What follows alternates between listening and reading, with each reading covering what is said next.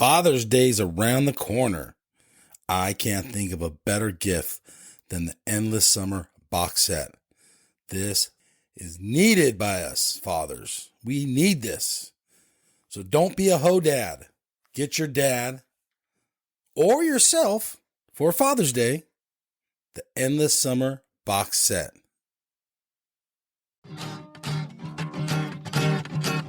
Hey everybody, welcome to the QuiverCast. You go left, I go right. Man, this wave is out of sight. Going surfing, going surfing, going surfing with friends. All right, everyone. Welcome back to the QuiverCast. Today we have Zoe Chait. How are you, Zoe? I'm doing well, Mike. Thank you for having me. No, I'm super stoked. Do you live up in Half Moon Bay? Yes, I do. How old are you now, Zoe? I just turned 18 years old. Okay, cool. So how does a young lady get into surfing in like that kind of cold environment?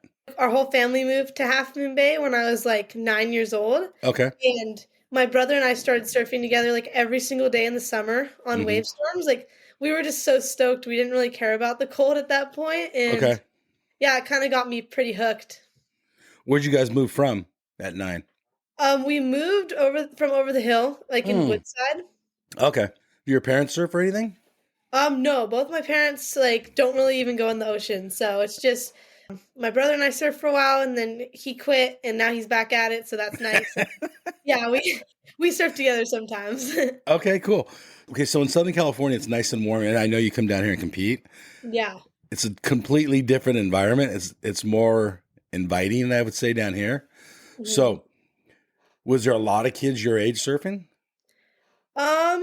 Probably like maybe 3 or 4, like Okay. that took it like seriously and that I grew up surfing with. Like there's a couple guys who are now kind of like Mavericks Chargers who I grew up surfing with, and we would all push each other at like our local beach breaks and stuff. So that was nice. But yeah, definitely no other girls my age really surfing or competing, and no boys either who are competing at the moment. But yeah, there were a few guys who I grew up surfing with who rip now. Since you brought up the contest, Yeah. how important are contests to you? At this point, contests are like still very important to me. I mean, I do want to make a good run on the QS to try and make the Challenger Series this year. And also I have US Champs coming up, which will be like my last ever amateur event. So I'm working towards that and want to do well on that as well. So let's go backwards again. You're on wave storms. You're stoked. You're just surfing Grom. Just wants to surf, right? Yes. And how do you talk to your parents and tell them like you're more into this? You need a real board. You need a wetsuit and all that kind of stuff. Yeah, I mean, I feel like it kind of just came like naturally. Like I was a big swimmer. Like I did that since I was like 6 years old and was like a competitive swimmer, and also did like soccer and triathlons, like all this stuff.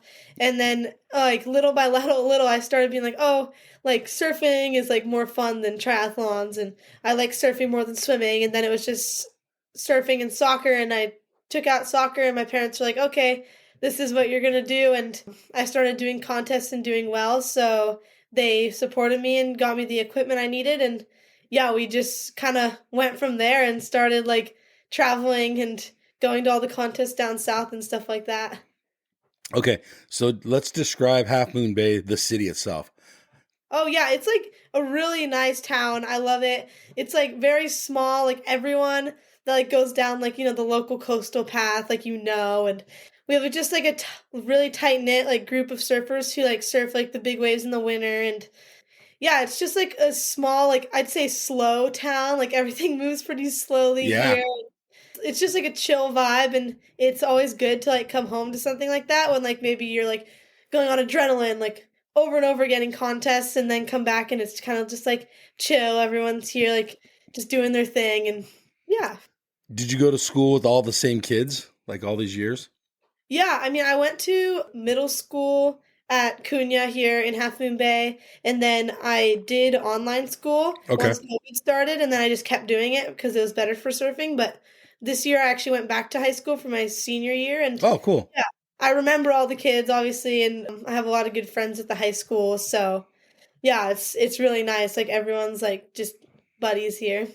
Is Half Moon Bay surf cultural wise, is there a lot of surfers that live there, or is it kind of you guys are kind of like outsiders? There's a solid amount of surfers who live here. Like, it's kind of like the cool thing to surf. Like, Okay. there's definitely a very small group that surf like extremely well and that Mm-hmm. surf together all the time, especially in the winter. Like, you won't really see any like kooks coming out, which is really nice. But yeah, it's like definitely different than most places. Like, kooks think they can just go out and just surf, but no, we'll get rid of that real quick. But um, most of the time, like, everyone's pretty chill, and That's funny. if like good surfers come from like Santa Cruz or something to surf in the winter, like like I feel like we're a pretty inviting like Okay. group of people to like surfers who actually know how to surf the waves we surf every day. Yeah. So Half Moon Bay is kind of by itself, but it's not far south from San Francisco. So there's millions of people just north of you. Millions. Yeah, millions of people. Thankfully, most of them go surf Pacifica. Okay. But yeah, it is kind of nice. We're in the middle of like Santa Cruz and San Francisco. So yeah, it's a good location. Like, you get a little bit of everything. Yeah, that's funny. So describe the wave, like the local beach break, not Mavericks. Let's talk about what you surf on a normal day. Yeah, like, I guess it kind of depends on what time of year it is, but in Okay. summer we surf this wave called Montera, and the jetty on South Swells, there'll be like little wedges that you can surf, and Mm-hmm. it's nothing special, but there's always like waves, which is nice because in Santa Cruz, like, it kind of shuts down in the summer and you can't really surf. You have to come north or go all the way south to like Lowers or Santa Barbara. Yeah. But yeah, it's just like we have like little wedges and we have a bunch of options. So yeah, it's nice in the summer. And then in the winter, like, I'll go up to OB all the time. I'll also surf like some of the beach breaks here and get barreled. Kind of like a lot of closeouts for like the one magic gem, but it's really heavy wave and it's really fun. How many people are paddling out when it's like throwing out and kind of heavy? When it's bombing, I'd Yeah. say there's like 15 guys who come out. And Okay. it's really, really fun. Like, there's only a few times a year where like you can tell like it's just like the best that Half Moon Bay has to offer that's out there, and we're all like ripping and having like the best time. But it's also just like we're also like looking out for each other because sometimes like our local spots can be sketchier than Mavericks because of how like the current and Yeah. all the rips and how heavy it is. So yeah, it's nice that I know everyone out and they're always like have my back. That's super cool. Let's talk about just going north to Ocean Beach. Do you surf Ocean Beach ever? I surfed Ocean Beach a lot this winter. I like Wow. put in the time, and I first didn't like the wave because of how like gnarly the paddle out is. I was like, oh, it's so much like work for not that much reward. Yeah. But then I got like a super sick barrel and like one of my first ever like backside barrels. I made it out of there, and they had a couple really good days this winter, and I was super hooked and went there a lot. How many secret spots do you have in let's say a 20-mile radius of your house? Is there a lot? Quite a few, yeah. There's a Okay. solid amount. Okay, good. Yeah. So are you like checking these spots, or do you kind of already know what the tide needs to be or the wind direction or the swell or what? I feel like I learn like something new about like this coast side like all the time because I'm also like a state parks lifeguard, and when I'm on shift with like some of the like one of the older guards, Jason, he will like show me all these waves and I'm like, wow, I did not know this was here, and like Oh, wow. kind of like trying to soak in some knowledge like every time one of those waves are breaking, like write down like what the swell direction is and like the swell period and what it's doing. Yeah, I feel like I learn a lot and I check the waves a lot, but I'd say I don't surf the secret ones all that much, but I want to a little bit more. Describe your favorite wave. Your favorite wave in your area between like Santa Cruz and San Francisco. Do you have a There's like so many cool waves. I'd say that like, I still really like the lane. Like, I'd say that Steamer Lane might be one of my favorite waves to surf when you get like one of those like early mornings where there aren't that many people out Mhm. and it's just like reeling and you can just do turn after turn, and I love power surfing, so it fits like my style. And I love like Waddell and all the reefs there. Yeah, I mean, I like everything, but yeah, also like our local spot, like the jetty, is a really fun wave. It's like when it's breaking, like I have the best time out there, and it's just kind of reminds me like where I started surfing, and I have that lineup dialed, and Do maybe you? one of the only places where I'm like one of the big dogs. I get super excited. Is that the wedgy little like bowl that comes off the jetty right there? Yeah, it's like Inside of Half Moon Bay, like off the Mhm. marina? Yeah. Is that a secret spot or is that a localized spot? Oh, no, not anymore. It used to be a lot, but, because it's right on the highway, like, a bunch of people know about it, Yeah, and you so can see it like yeah, right you there. can literally see it, but it's Yeah. a really fun wave. You can always catch something out there if you're, like, from Half Moon Bay. If Mavericks isn't quite doing it, but there's a lot of swell, is that Mhm. the place to go or does that get blocked by the swell direction? If it's a south swell, everyone That's will go what. to the jetty. Yeah, it's Okay, like that's where it takes the swell. All right. yeah, really good on the south. I've actually surfed out there years ago, but Really? Yeah, it's no, super fun.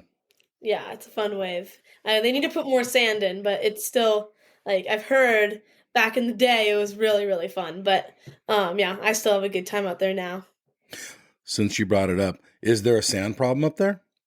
Yeah, we've been trying to get them to dump sand, or we have too much sand in the harbor. Yeah. It's actually like kind of making some of the boats like sink because they're hitting the sand and getting holes in them. It's that bad, and then they won't take the sand and take it out and just dump it at the jetty, and it would hopefully make like a really good sandbar. But we're hoping it's going to happen this year. They have like an actual like proposal, and I think that the city council like approved it. So they say that every year, but we're going to keep high hopes that it actually happens. That could mess it up too, though.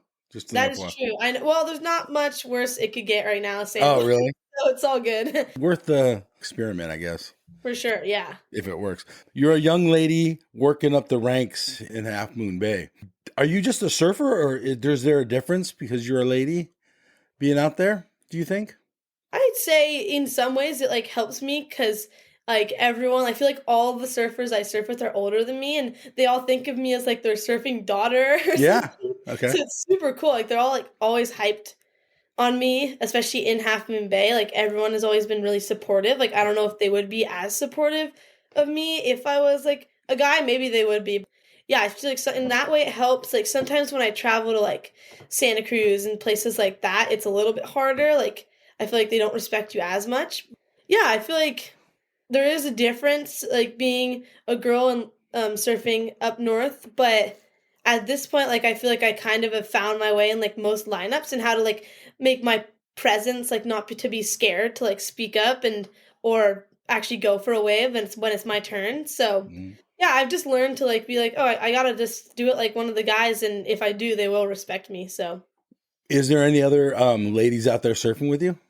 in San Francisco, like I surf a lot with Bianca Valenti. Like she's also my like toe surfing partner and mentor. So Yeah. I surf with her. There's a couple older women who I surf with sometimes. This girl Kia, who moved here from Australia, she surfs with us, and then just some local like lifeguard girls like Riley and a couple other girls who I just surf with for fun sometimes. But Yeah. yeah, no other girls doing competitions, but some big wave chargers for sure. Now let's get into the competitions. At what age do you start competing? Did my first contest, I think, when I was 10 years old. Wow. Okay. Yeah. What was your first thoughts and how'd you do? Oh, I mean, my first contest actually was at Capitola, and I surfed really well, I thought, in my mind, but I did Okay. it outside of the competition zone, No. so I got disqualified. Oh, Like, bummer. yeah, I lost in the first round, but then my second contest, I was like, it was in like the middle school, one of the middle school like local comps, and Yeah. I got like second place, and I was in sixth grade, and I was like super stoked on Oh, it. yeah. Pumped. And yeah, that was what kind of like got me started and hyped about surfing competition. So was the first contest in middle school surf team or something? Yeah, I was on like the Half Moon Bay middle school surf team, and my like first two comps were that. How big's that team? Is it hard to get on the team? No, maybe for some other schools, but we're like kind of just hoping that any kid joins. But Oh, really? yeah, but like the competitions are pretty hard. Like you're Yeah. against like the Santa Cruz girls. I was against Kiana Miller every single time, and we would like battle it out, and it was super fun. Well, once again, you're kind of in the middle, like by yourselves over there. Mhm. What's the closest school? Santa Cruz that you're surfing against? Yeah, so we surf against Santa Cruz. Now there's a San Francisco team. Oh, But cool. there wasn't one before. Hmm. Yeah, Santa Cruz, like, oh, they have, Santa Cruz has 6 teams. So there's 6 Santa Cruz teams, and Yeah. then us, and now San Francisco. So, yeah, we were always stoked. I think one year we won the league, and that was, like, a Oh, huge deal. wow. Yeah. And, Yeah, it's cool because we like take so much pride in like Of being course. from Half Moon Bay, and we always put on a pretty good showing when I was on the team with a couple of my friends. So it was Yeah. That sounds super fun. Now, were you doing multiple divisions, like doing the longboard too and shortboard? What was yeah. your I would do longboard too, but okay? I was always like got in trouble because I'd try and like shortboard the longboard, but I'd still do alright. Do you ever longboard normally, or is it just to mess around? Yeah, just to mess around. I'm pretty good on a foam like longboard, like I can do Yeah. tricks, but a real longboard like is not really for me. Okay. Yeah. What boards are you riding right now? Since you're speaking of that, Yeah, I'm riding Sharp Eye surfboards right now. They're really, really good. how did you get into the sharp eyed boards?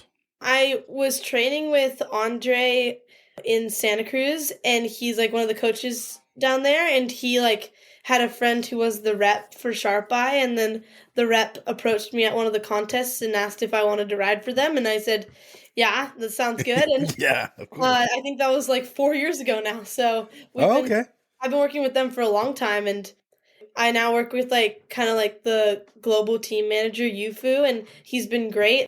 I think it's cool that they like help with my surfing and like know like all my goals as like a competitive surfer as well as like getting barreled and stuff like that, and they support all of that. So it's really good. So, what's your typical like beach break board? What are you riding?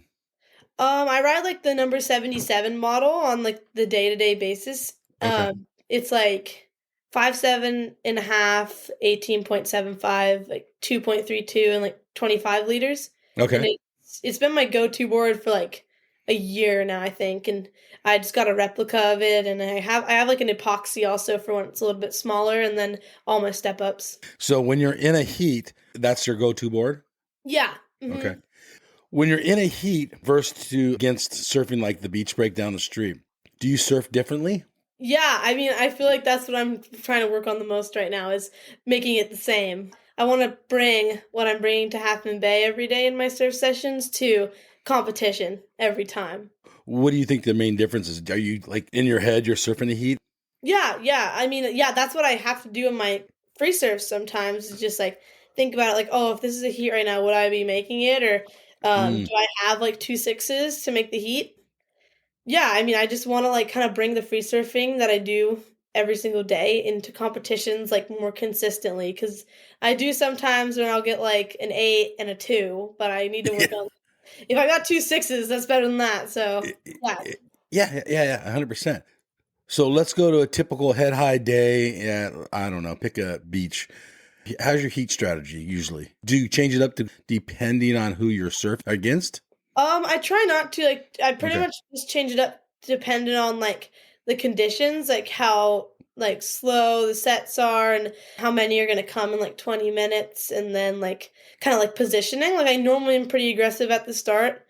Yeah, I try and like kind of grovel for that first good wave, and that's kind of how I like get amped up for the heat and feel like I'm like really in it and competing. So, yeah. Do you usually have like a preheat routine?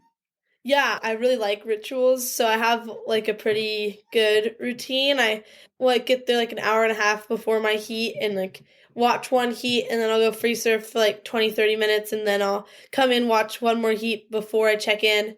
Then I'll check in and do my warm up and talk to my coach, and then I'll go out and surf. You work your way up the amateur rank. Are you serving WSA, NSSA, or? We didn't have WSA in NorCal, so I Okay. surfed NSSA until I was like 16, I think was my last year. Okay. For like 4 years now, I've been doing USA Prime events. Prime versus a QS on the WSL. What's the difference in competition? Well, every single girl who's on Prime does those competitions. Okay. It's like the Same deal. same, but like added a couple like a few good Canadians and a couple good Costa Ricans. Oh, So there you go. Okay. yeah, yeah, and some East Coast girls. So yeah, it's just like a little bit harder, I'd say. A little bit harder or a lot A harder? solid amount harder, yeah. Okay. So how many QSs have you done? I did most of the season last year, and then the year before that, I think I did like two or three, I'd Okay. say. So like maybe like I might be on like 10 or 11 QSs at this point.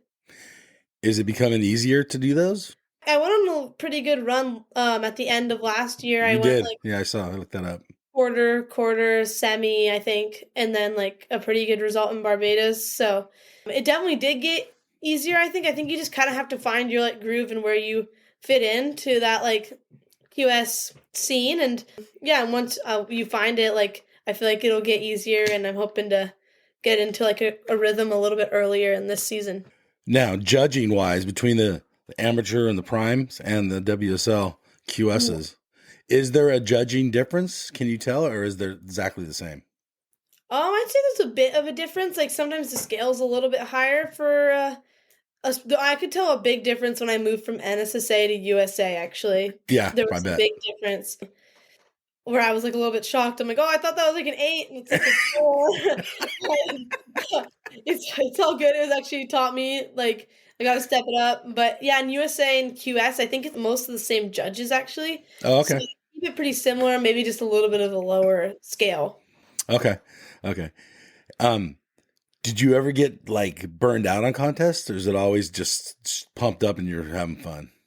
Yeah, last year, I think like around this time actually, I got really burnt out. I had not made a final in like a year. Actually, I hadn't had a good contest in like a year. And I was just like, this is just not working. And so I think I skipped a USA Prime and all the QSs for like 3 months. I think it was 3 or 4 months. And then I went to lifeguard training in Huntington for 8 days. And then right after that, I surfed in US Champs at Lowers, and I got 4th. And I like was stoked on it again because I felt like the final just went flat, but I felt like I was surfing really well and could have won. So then I was all like stoked on it again. Why do you think that was? I think it was just because it was starting to not get fun.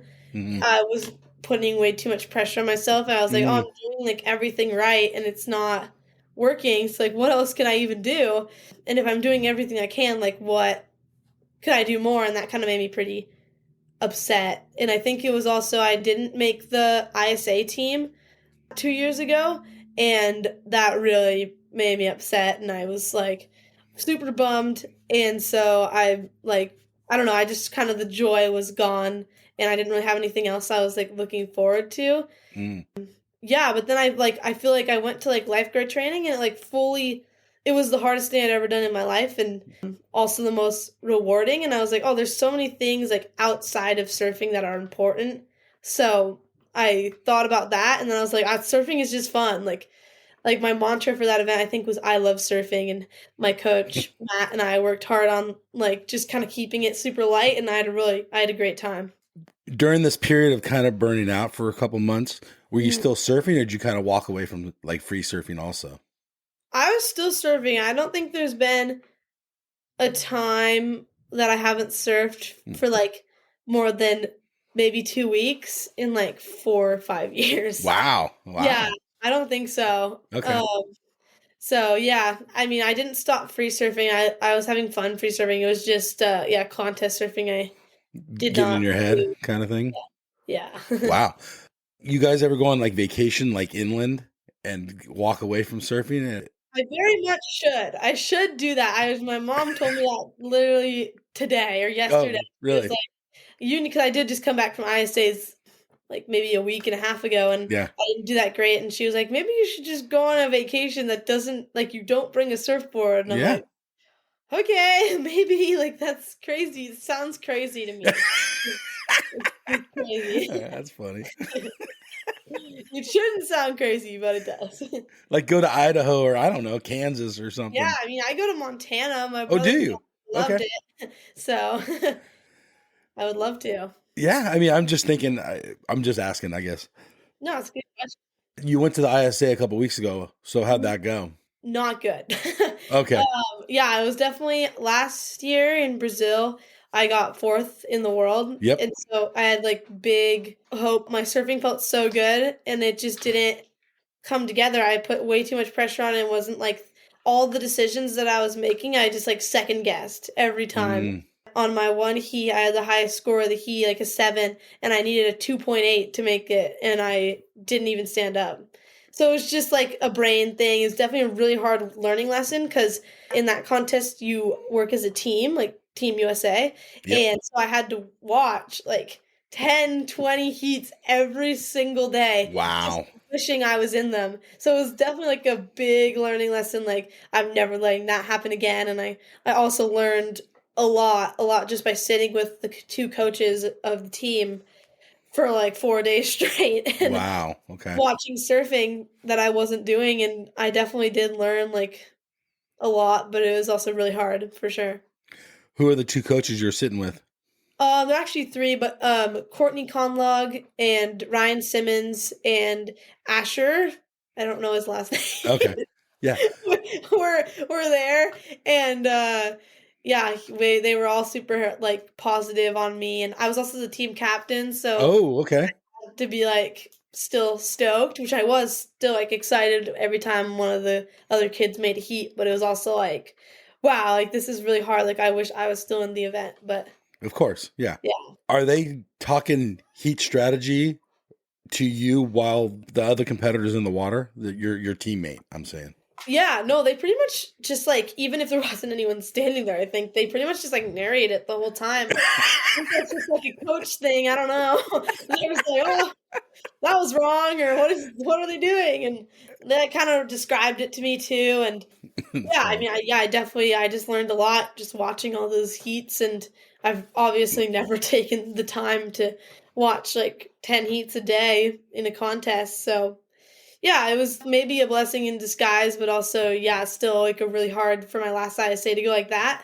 Yeah. But it just wasn't my time. Last year Mhm. was kind of my moment, and one of my really good friends, Sarah, got third in the world. So Wow. that was cool to see. And yeah, That's cool for her. yeah. How many coaches do you have? Do you work with several different people on your surfing?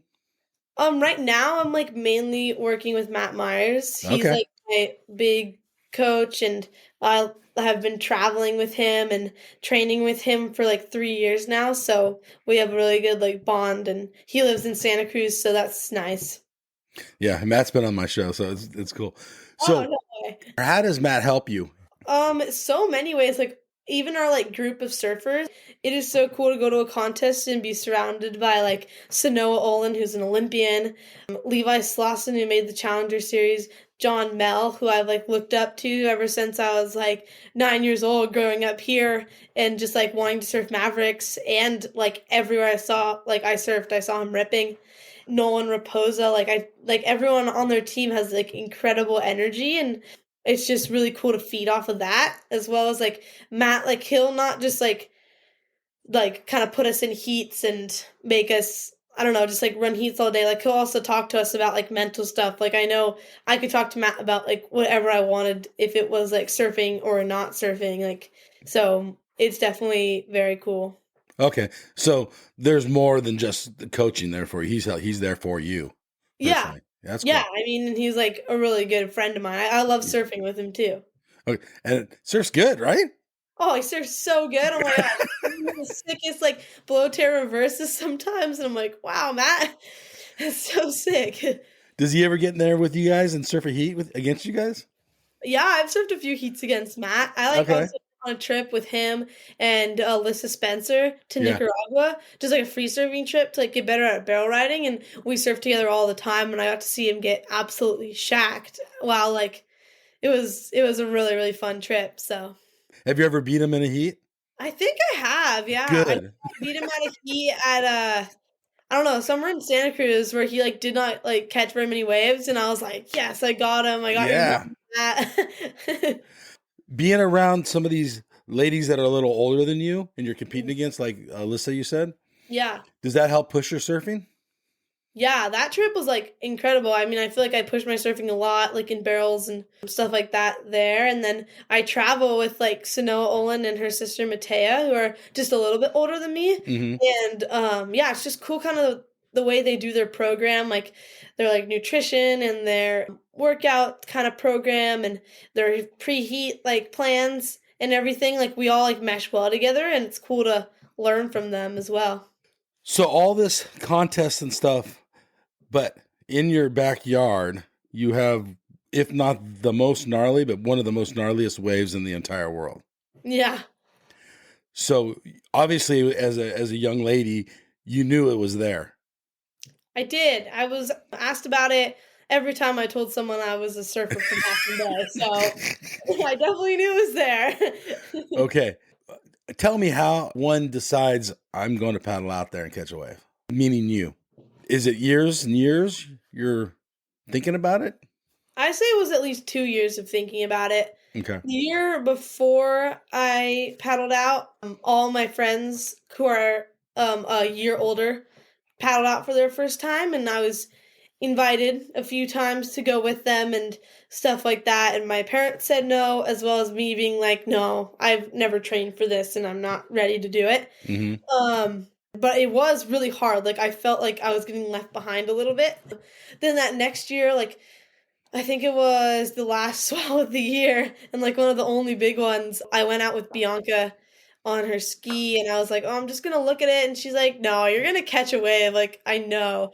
And then I went out and I watched it and I was like, I don't know, I just didn't, I was in like that crazy flow state that I sometimes get in contests too, where I was just like, I know I can do this and I can catch waves. So I paddled out with her and I sat to the side and then I was like, I'm just going to paddle out a little bit further. And I think I waited for like 2 hours and then I caught a wave and was so stoked. And then sat out there a little more and didn't catch one. But it was probably one of the coolest moments of my surfing life to date.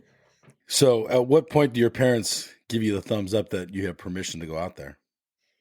It wasn't really a thumbs up. It maybe was like a thumb sideways sort of thing. Like okay, Bianca, if she's drowns, that's on you. So Okay. yeah, I mean, also just like I think it was actually like the trust that they had in Bianca. Like the more they talked to her, we always hang out together and surf, and she's been like my mentor for like 2 years at that point. And I think they were like, okay, like if she does catch a wave, like there's also so much safety and I know every single one of those guys and I know they would get me no matter what. So yeah, they were okay with it. Okay. What were you feeling when you paddled out there? At first I think I was feeling just like more like excited just to even see the wave break because I've gone out there a lot, but I hadn't gone out when it was breaking more than like just barely capping out the back. And it was proper and I was just like excited about the whole like thing. Like we like got the jet ski off the car and I was like, oh, that's cool. And then we like drove the ski out and went through like Mushroom Rock and all that stuff. And I was just psyched on the experience, I think. And then as I was out there, like I was scared. I think I got pretty scared and Okay. I looked at a couple people catch waves and I'm like, I can do that. Like I literally physically said that to her. Like I think it switched from like scared to like knowing my ability was there. So confidence. Yeah, confidence kind of came in. And then when I was catching my wave, I think all I was thinking was just like make this no matter what. Like you're not falling. And yeah. What was the feeling like when you're dropping in? Let me ask you this. Was the feeling what you thought it was going to be? It was like way faster than I like even thought it was gonna be. I was like, oh shoot, like this is crazy. And way steeper. But yeah, it was kind of like that feeling like, oh, my like life kind of changed a little bit just now when I kicked out of the channel. I was like, I just actually like I didn't just paddle out or like go to Mavericks. I like actually surfed Mavericks and I think I'm going to be out here a lot more. Okay. What's the crowd like out there? What's the vibe, I guess, is the word I'm looking for. Vibe is like really cool. I mean, I've been out like I was out this year on like the biggest day ever. I was just on the ski with Bianca. I wasn't going to tow surf. It was just one of the craziest vibes I've ever felt. Like I just felt like everyone wanted people to be safe and it was so serious. Like everyone was just looking out for one another and it was very cool. And like everyone was from all over the world and they were just like kind of like a big team. And then like on normal like mid-sized days, I think it's like kind of still like a community. Like the one time I fell at Mavs at the end of a session, it was pretty much just like Half Moon Bay or like local Santa Cruz and San Francisco people out, and they like all were like looking at me and like yelling and making sure the like ski guy was paying attention. And Yeah, I'd say it was like a family, but like also really stressful because there's so many people. And when a big set comes, everyone's scratching out the back. And if you're stuck at the back of that pack, you could get smoked by a board or like not even be able to get out to the back, like because there's so many people blocking you. Oh, So that's scary because I also normally sit like kind of in and like towards the shoulder a little bit more. And so then when a big set does come, I'm kind of screwed. yeah. So I learned that a few times this year. So, but yeah, the lineup is like really, really cool, supportive, and also aggressive. But I like it like that. When someone from not in the local area comes out, is there priority for the locals, or how does that work? Who gets the wave? Yeah, there's definitely like that group that sits further out and in the bowl. They have put their time in, and even if you're like a starting surfer from Half Moon Bay surfing Mavericks, you don't sit there. That's not cool. And you Okay. just like you kind of wait your turn, and like Luca and Aloe and them, I think have like kind of they're like the big dogs right now. They're like so incredibly talented, like, and they're all from here and have put in the time. Like, why shouldn't they sit in the best spot Of course. and get the best waves? Like, other people are gonna pull out of those waves or not make them. So, yeah, I mean, there definitely is like local priority and just like, yeah. And then if one of the local big guys tell you to go, like, you gotta try and go. Okay. So have you been called into a wave and Yeah, how my to take first it? wave, I was called in by Hunter Morrison, like one of the Oh, that's big funny. guys from here who's so, so good at surfing Mavericks and Yeah. someone I've looked up to like most of my life. And so that was a really cool moment. I've also caught a wave with him, so that was really fun. I think I've been called into a wave by. Oh, I got called into the one I fell on by Zealand Hunter. He was like, Okay.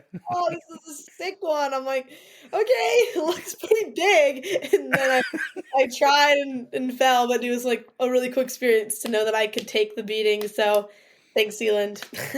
Okay. So let's talk about that wave. So what happened? I like paddled and I was fully in the bowl like one of my first times. I'd already caught like 6 waves, so I was feeling a little bit more comfortable. And I turned, it was just me, like there was like not very many people out anymore. It was just me and Zealand like in the bowl and a little bit further in, and then all like Bianca and like Aloe and John Mel and all them were out the back, and I like paddled for it and I got ready to pop up and I just see the bottom like drop out and I'm like, I'm not gonna make it, like I won't even be able to get to my feet really, so I had to just jump off my board and I tried to pencil dive, but it was so far down that I like started going at like an angle and then I got swept over and was under for like, I think Drake counted like 19 seconds or something. And like I pop up and the next wave was like right on my head. Yeah. So that was definitely crazy. Well, let me ask you this. Do you remember what was going on in your head during these 30 seconds of your life? I do, and I think it was like when I was falling, it was like nothing. I was just like focused on pencil diving. I was like, needs to go okay right now.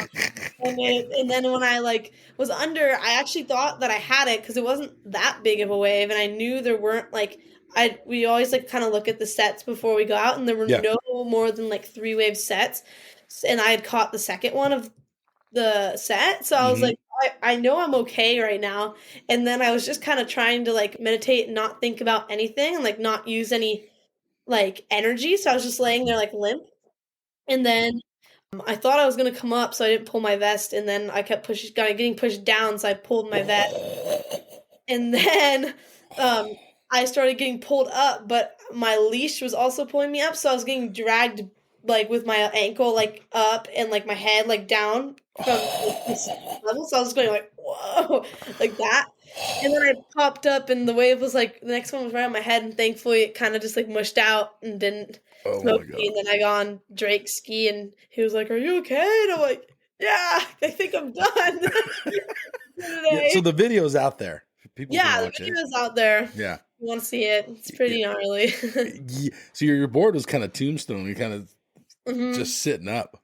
Yeah, it was like it's a 9.6, and I think maybe like this much of it was like Yeah. out of the water, and the rest was under the water. So I was pretty far down there. Most of us, even if we surf, we can't relate to anything like that. You've experienced something that 99% of the surfers in the world, maybe even more, have never experienced. Yeah, I think I have, and it was definitely something I'm grateful that happened to me in like a safe setting, and like I knew I could handle it. What are your goals for Mavericks over the next few years? Do you have goals? Yeah, I have a lot of goals. I try and write them out like before each year. Mm-hmm. And at Mavericks, I definitely want to get more comfortable towing Bianca like on the jet skis Okay. because I'm pretty good on the ski at this point, but I still am like a little bit cautious on towing other people in. Okay. But I can drive the ski well, so I just want to like work on that more. And then surfing wise, I want to get towed into a huge bomb and actually be able to like do turns on a huge wave is pretty much my dream. So Okay. I want to do that, and then catch like a proper set wave in the bowl would be incredible for this year. Just like be more consistent, and I feel like be even more prepared than I am, like breath hold wise and training wise, to know like there should be a little bit of doubt, but like not that much doubt that like I can do this, and that's like not the reason I'm like pulling out of waves or anything. What's the reason you surf big waves?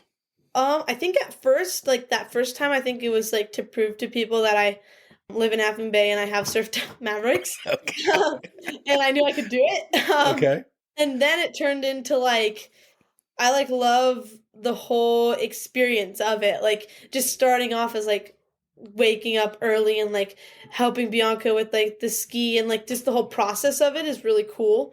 And then the people are amazing, and then like the like feeling you get of like I like love adrenaline, and like after those sessions I'm just like crazy buzzing, and Yeah. it's like kind of like what I pretty much search for every day that I'm not serving Mavericks, so it's a pretty cool feeling. When you wake up in the morning, you know there's going to be a swell that Mavericks could possibly be breaking. How do you feel? I feel like excited, but then I'm also like very much like focused, and like I get all my like snacks ready and I do my warm up and I put on my suit, and I'm just like not very talkative and just like pretty focused because I know I'm gonna need to be focused for about like 6-7 hours coming Okay. up. So Okay. yeah, I just wake up and I try and keep it focused and not like nervous. Do you have a talk with your parents beforehand saying, I'm going out at Mavericks, or is it, I mean, I or tell are you them just doing your thing? I'm doing my thing. Like they like they've come like the first time I went, like they came to like the dock with me, and now this time like now they don't, but sometimes they'll come and film. Like my brother will sometimes film from the cliff, or my parents will come and watch for a bit. Okay.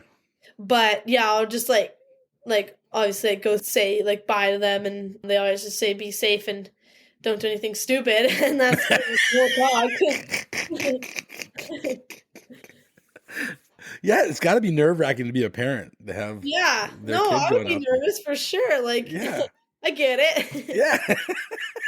Yeah. I'm like, but I can't be around their nervous energy, so I have to just be like, Yeah. No, I get that why? too. I mean, I can't relate to what you're doing. Yeah. I at all. Zero. Oh, But, and good for you. I mean, we don't need big wave surfers, but it's pretty cool to watch. yeah, You got a yeah. lot of respect. Oh, thanks. Yeah, no, it's really cool. Do you have goals for other big waves, or is your focus mainly just on Mavericks because it's close to home? No, I want to go to Todos Santos. Like, Okay. hopefully, I want to try and get into that contest, but I've never surfed there, so I would have to like submit like for a wild card. Um, but I'm gonna try that, and then I'm gonna compete in Red Bull Magnitude this next winter if they hold it again. Wow. Okay. Cool. Which is like you surf like all the big waves in Hawaii, and I love Waimea. I've had like one of the best big wave sessions of my life so far there. So Really? Okay. yeah, there was like 2 winters ago, and it was really fun. So yeah, I'm open to. It sounds nice to surf a big wave in warmer water. Yeah. Always. Everything's better in warm water. Yeah, it's gonna be great. Right. What about like Jaws or any of those other places? Yeah, You're I still was kind of ready to waiting. go to Jaws with Bianca this year, but it turned out to be like super windy and hard to surf, so I'm happy I didn't go. But if there is a big swell or good swell there, I would love to try. I have like a few friends who live there and have like offered also to like take me out if Bianca isn't there. And so yeah, I feel covered in Maui and would love to go there sometime and surf Jaws. And maybe you cannot answer this, and I don't even know why I'm asking it, but I'm going to ask this. You have contests in one hand, which is a totally different kind of surfing, versus this big wave realm over on the other side. Which one do you like better? Are they just completely different? They're really different, but I think if there was like, if I ever got invited to like a big wave contest, like that would be next level. Like I'd be like, whoa, like psyched. So maybe that would be the top, but yeah, I like just also love the thrill of winning. So maybe at this point I'd say contests, but both are like really cool and I love both of them. WSL's kind of gotten rid of the big wave tour. You think they'll ever bring that back? I guess I hope speculation. So. They only do like the Nazare Toe Challenge, which is really cool, but it's still different. That does not seem fun to me at all. So I don't want to get invited to that one. But yeah, hopefully they bring back like the Jaws comp, and I know the Mavericks comp is kind of off the table at this point, but maybe someday we could have another contest. We'll cross our fingers.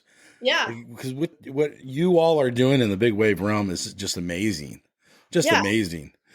Oh, yeah. Does lifeguarding help with your big wave surfing and just contest surfing, I guess? Yeah. It helped actually a lot in contest surfing before this year's like QSs because like you're pretty much just going back and forth on the coast looking for surf.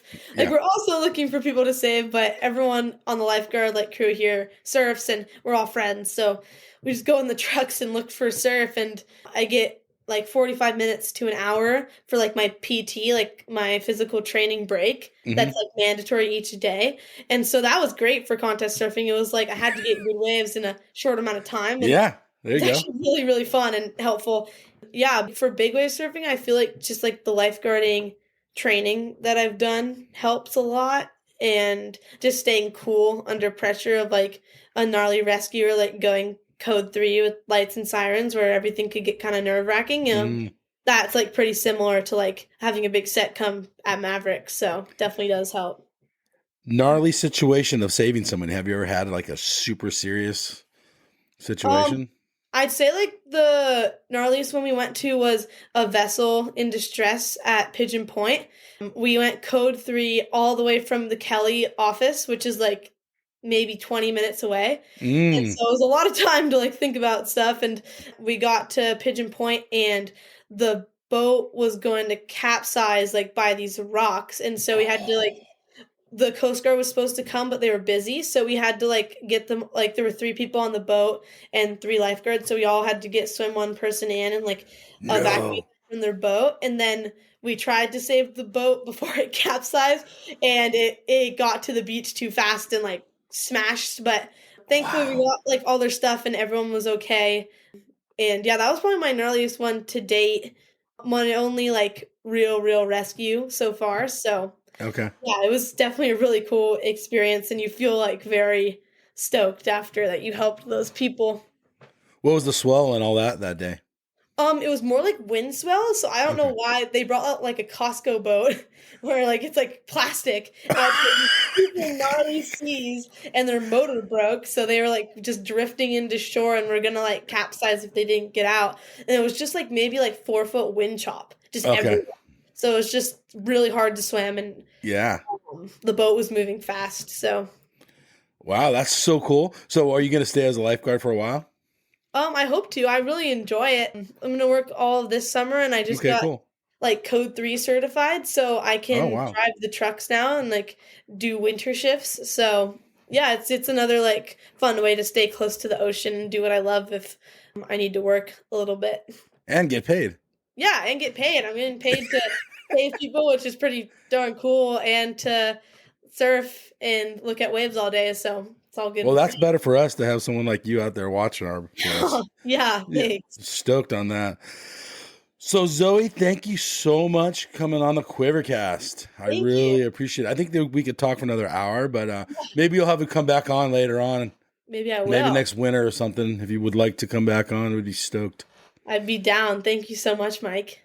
All right, everybody. This is Mike and Zoe, and we are out of here. Thank you. You go Bye. left, I go right. Man, this wave is out of sight. Going surfing, going surfing, going surfing with friends. Ride this wave to the shore. Paddle out, I'm gonna catch 10 more. Going surfing, going surfing, going surfing with friends.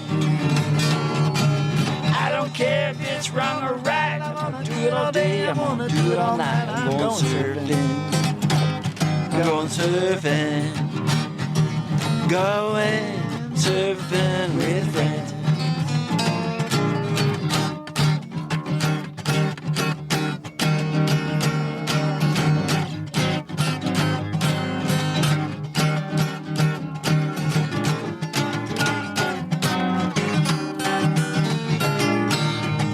Watching up on my way. It's a beautiful day. I'm going surfing. I'm going surfing. Going surfing with friends. Woo! Hey, you guys. Endless Summer box set. This thing is legit. It's authentic. Numbered certificate in it. It has a 5-frame film strip from the original print. You will literally own a piece of history. It has a specially minted bronze medallion. Dude, that thing's sick. Okay, there's so much more here. Go to the show notes. There's a link on there. Go check this piece of history out. This thing's rad. Seriously. Smithsonian American History Museum has it. It took 4 years of research with 3.5 in production, all hand assembled. This thing's rad. There's so much to this awesome box set. Remastered DVD, sharper images than the original film, but dude, this thing's so sick. Link in the show notes.